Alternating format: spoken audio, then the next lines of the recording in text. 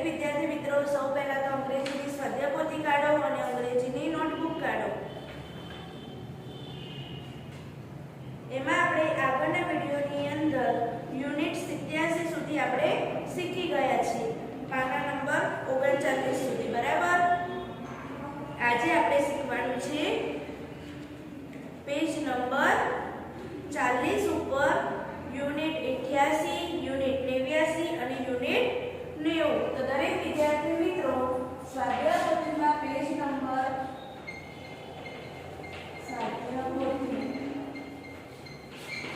કાઢી પહેલા તો બધાએ અંગ્રેજીની નોટ અને સ્વાધ્યાયપોથી કાઢો. ચલો એમાં પેજ નંબર 40 કાઢો.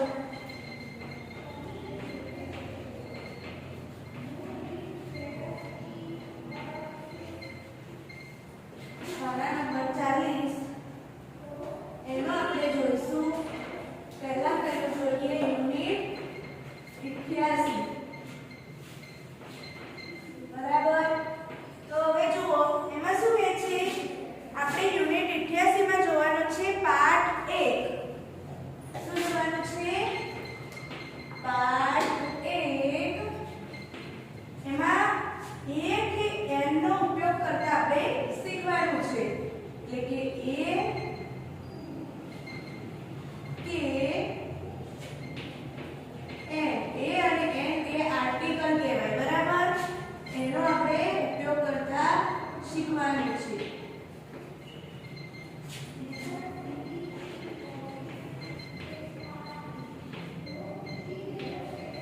તો એનો ઉપયોગ ક્યારે કરાય અને એન નો ઉપયોગ ક્યારે કરાય, બરાબર, એ આપણે આ લેસનમાં શીખવાનું છે. તો યુનિટ 88 માં શું આપ્યું છે? પહેલો નોંધ આપી છે, એટલે કે સૂચના કહેવાય. એ તમારે ધ્યાનથી સાંભળવાની. કે જુઓ, અંગ્રેજી ભાષામાં એ, એન અને ધ એ ત્રણ આર્ટિકલ છે. બરાબર. પણ અહીંયા આપણે ધ આર્ટિકલનો ઉપયોગ કરવાનો હજુ કીધો નથી. ફક્ત અહીંયા એ અને એન નો જ ઉપયોગ કરવાનો કહ્યું છે આપણને. બરાબર. પછી આપણને કીધું છે અંગ્રેજી મૂળાક્ષરોમાં એ, ઈ, આઈ, ઓ અને યુ. એ તમને ખબર હશે કે પાંચ એ શું કહેવાય? સ્વર કહેવાય. એ, ઈ, આઈ, ઓ અને યુ. એ પાંચ જે સ્વર છે અને એના સિવાયના જે બીજા શબ્દો છે જેમ કે બી, ડી, ઈ, બરાબર, બી, ડી, એફ, એ બધા શું કહેવાય? વ્યંજન કહેવાય. એ, ઈ, આઈ, ઓ, યુ એ પાંચ સિવાયના બધા આખી એબીસીડીના જેટલા અક્ષર છે એ બધા વ્યંજન કહેવાય. તો કે અંગ્રેજી ભાષામાં એક વચનમાં આવતા અને વ્યંજનથી શરૂ થતા જાતિવાચક નામ પહેલા એ આર્ટિકલ અને સ્વરથી શરૂ થતા જાતિવાચક નામ પહેલા એન આર્ટિકલ મુકાય. એટલે કે જુઓ, જે શબ્દ વ્યંજનથી શરૂ થતું હોય જેમ કે બોલ કે બેટ, તો એની આગળ શું આવે? એ આવે. જેમ કે એપલ, તો એપલ એટલે કે એ છે, એ સ્વર છે. પછી ઈગ, ઈ ડબલ જી ઈગ, ઈ પણ એ સ્વર કહેવાય. એ, ઈ, આઈ, ઓ, યુ જેનો પહેલો અક્ષર આ હોય એની આગળ એન મુકાય. બરાબર. પડે બધાને ખબર કે વ્યંજનથી શરૂ થતો શબ્દ હોય તો એ લખવાનો અને સ્વરથી શરૂ થતો શબ્દ હોય એની આગળ એન લખવાનો. તો પહેલા નોંધ મારો. ચલો નોંધમાં પહેલું, અંગ્રેજી ભાષામાં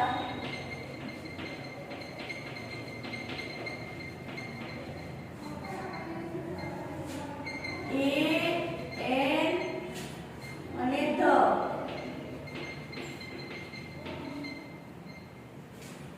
એ ત્રણ શું છે? આર્ટિકલ છે. પણ અહીંયા આપણે ધનો ઉપયોગ કરવાનો નથી. એટલે કે અહીં ધ આર્ટિકલનો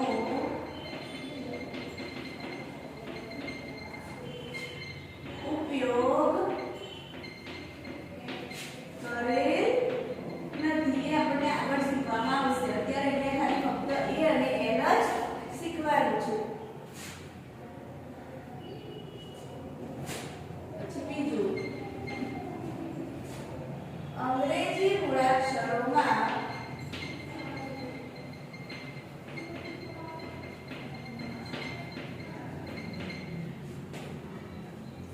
એ, ઈ, આઈ, ઓ અને યુ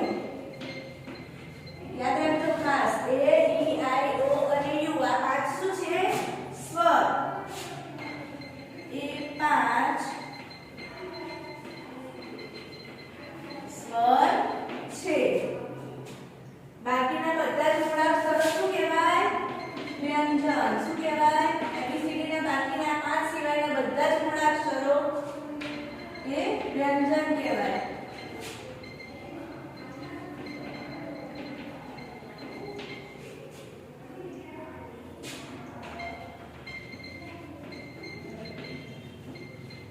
બરાબર, આ રીતે લખો. પછી ત્રીજું, અંગ્રેજી ભાષામાં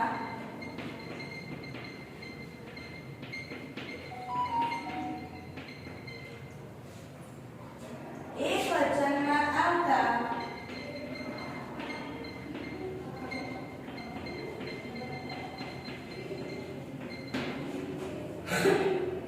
અને વ્યંજનથી શરૂ થતા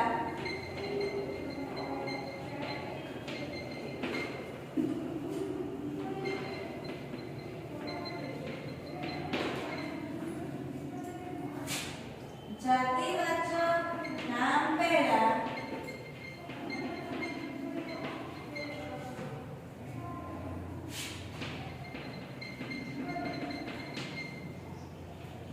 એ આર્ટિકલ અને સ્વરથી શરૂ થતા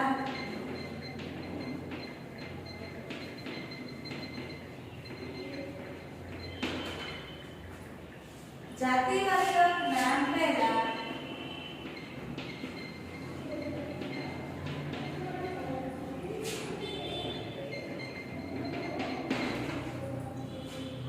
એન આર્ટિકલ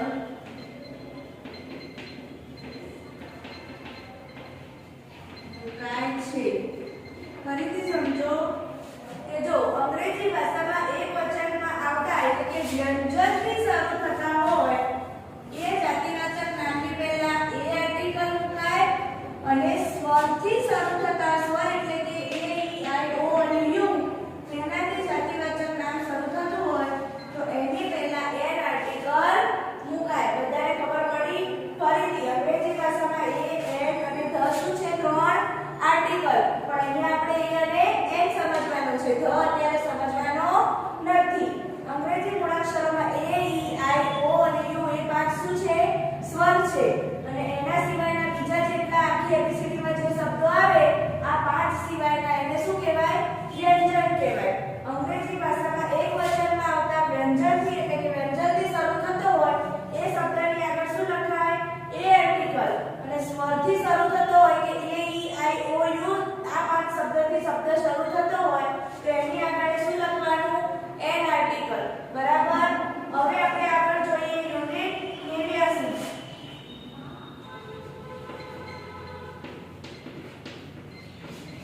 તો એમાં શું છે કે અંગ્રેજી સ્વરો ઓળખો, વાંચો અને લખો. તો તમને અહીંયા જે સ્વર આપ્યા છે એના જ તમારે જોઈને નીચે લખવાના છે. તો તેની બાજુમાં તો પહેલું આપેલું છે એ, તો એની નીચે તમારે લખવાનું આ રીતે એ. તો લખો ચલો યુનિટ 89 માં સ્વર ઓળખવાના છે. પછી એ પછી આ શું છે? ઈ છે. બરાબર. તો અહીંયા લખો ઈ. પછી બાજુમાં આપેલું છે આઈ, અહીંયા લખો આઈ. આ પાંચ સ્વરો. પછી આપેલો છે ઓ, તો લખો ઓ. અને પછી આપેલું છે યુ, તો અહીંયા લખો યુ. આ રીતે એ ઈ આઈ ઓ અને યુ આ પાંચ શું કહેવાય? સ્વર કહેવાય. હમણાં મેં તમને સમજાવ્યું. શું કહેવાય? આ પાંચે પાંચ સ્વર કહેવાય. બરાબર. એ ઈ આઈ ઓ યુ. પડી ખબર? આનાથી કોઈ પણ શબ્દ શરૂ થતો હોય તો આગળ એમ લખવાનો. આ પાંચ સિવાયના બીજા જે શબ્દો શરૂ થતા હોય એની આગળ એ લખવાનું. પડી સમજ? બધાને ખ્યાલ આવ્યો? બરાબર. આ અંગ્રેજીની નોટમાં લખી દેજો. હવે આપણે આગળ જોઈએ યુનિટ 90.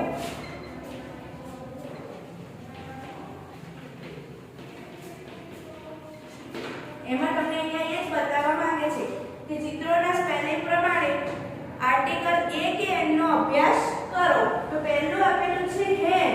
તો હેન એચ નો ઉપયોગ આમાં આવે છે ક્યાંય?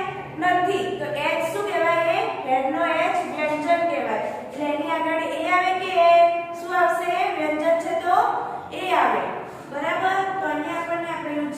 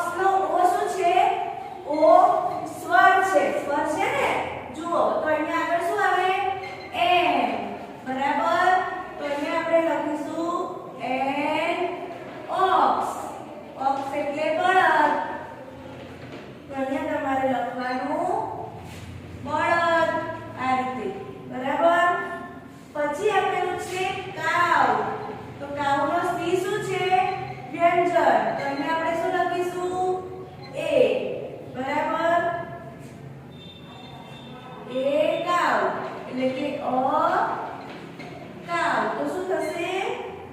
ગાય. બરાબર? ચિત્ર પ્રમાણે લખવાનું. પછી આપેલું છે આઉલ. આઉલનો ઓ શું છે? સ્વર. કોઈ પણ સ્પેલિંગ નો તમારે પહેલો અક્ષર જોવાનો કે સ્વર છે કે વ્યંજન એ પ્રમાણે લખવાનું. ઓ સ્વર છે તો અહીંયા આવશે એન. તો અહીંયા આપણે લખીશું એન આઉલ. આઉલ એટલે શું થાય? ઘુવડ. બરાબર? હવે સમજણ પડી ગઈ બધાને કે વ્યંજનથી શરૂ થતા શબ્દની આગળ એ આવે અને સ્વરથી શરૂ થતા શબ્દની આગળ એન આવે. બરાબર? ચલો હવે તમે બોલજો. હવે આપેલું છે કાર. તો કારમાં સી શું કહેવાય? કોણ બોલશે? Very good. વ્યંજન કહેવાય. શું કહેવાય? વ્યંજન. એટલે આગળ આવે એ. તો અહીંયા આપણે શું લખીશું?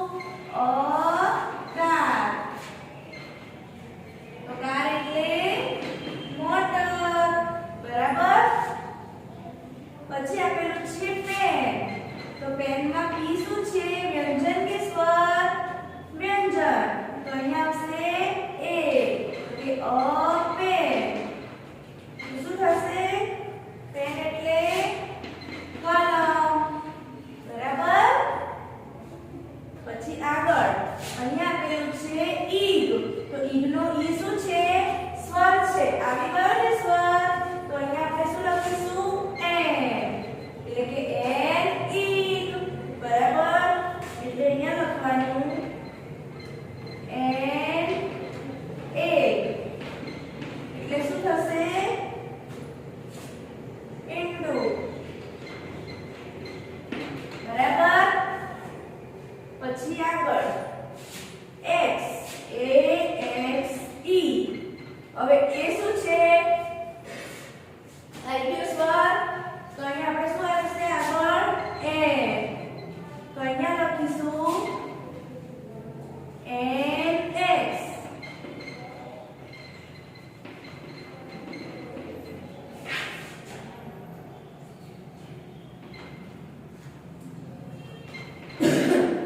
એન એક્સ એટલે શું થાય? ઉહાડી. બરાબર? પછી આપણે નીચે જોઈએ. આંટ આપેલું છે. શું આપેલું છે? આંટ. તો આંટના એની આગળ શું આવે?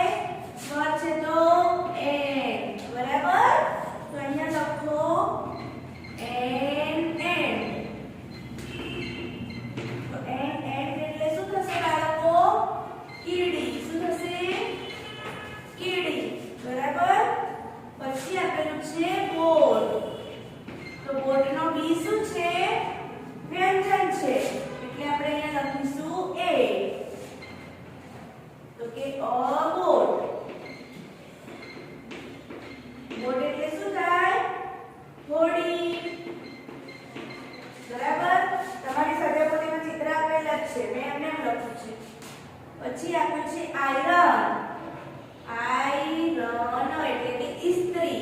તો આયરન નો પહેલો અક્ષર શું છે? આઈ. તો આવી ગયો સ્વર. એટલે અહીંયા આગળ શું લખીશું? એન. તો અહીંયા લખો એન આયરન. N iron. એટલે શું થશે? ઇસ્ત્રી. બરાબર? છેલ્લે આપેલું છે જીભ. તો જીભનો પહેલો અક્ષર શું છે? જે. એ શું છે? વ્યંજન છે. એટલે અહીંયા આપણે શું આવશે? એ. એટલે કે અજીભ. અજીભ. તો શું થશે? અજીભ એટલે જીભ. બરાબર? આ રીતે આપણે આ પાના ઉપર આ શીખવાનું છે. ફરીથી જોઈએ. એ ઈ આઈ ઓ અને યુ. આ પાંચ શું છે? સ્વર છે. બરાબર? એને આપણે ઓળખ્યા. તો આ જે શબ્દનો પહેલો અક્ષર આવતો હોય એ ઈ આઈ ઓ યુ પાંચમાંથી જે પણ પહેલો અક્ષર સ્વરમાં આવતો હોય તો એની આગળ એ આવે અને બીજા કોઈ વ્યંજનથી શરૂ થતો અક્ષર હોય તો એની આગળ એ આવે. જેમ કે હેન છે તો હેનનો પહેલો અક્ષર એ વ્યંજન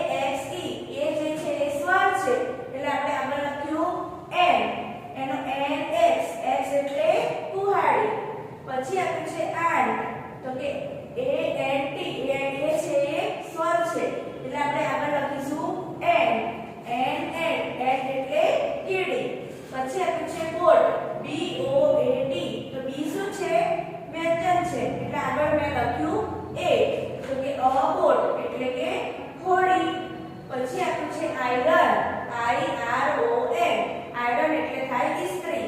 તો આઈ એ શું છે? સ્વર છે. એટલે આગળ શું આવે? એન. તો કે એન આયરન એટલે કે ઇસ્ત્રી. પછી જીપ, જે ડબલ ઈ પી. તો પહેલો અક્ષર જે શું છે? વ્યંજન છે. એટલે આગળ લખ્યું એ. અજીપ એટલે કે જીપ એટલે જીપ જ થાય. બરાબર? તો દરેક વિદ્યાર્થી મિત્રોને આજના વિડિયોમાં સમજણ પડી ગઈ હશે. બરાબર? તે તમારે અંગ્રેજીની નોટબુકની અંદર લખવાનું છે. આજનો વિડિયો આપણે અહીંયા પૂર્ણ કરીએ છીએ. જય ગાયત્રી. અસ્તુ. પીડીએફ તમને મોકલી આપીશ તમારે નોટબુકમાં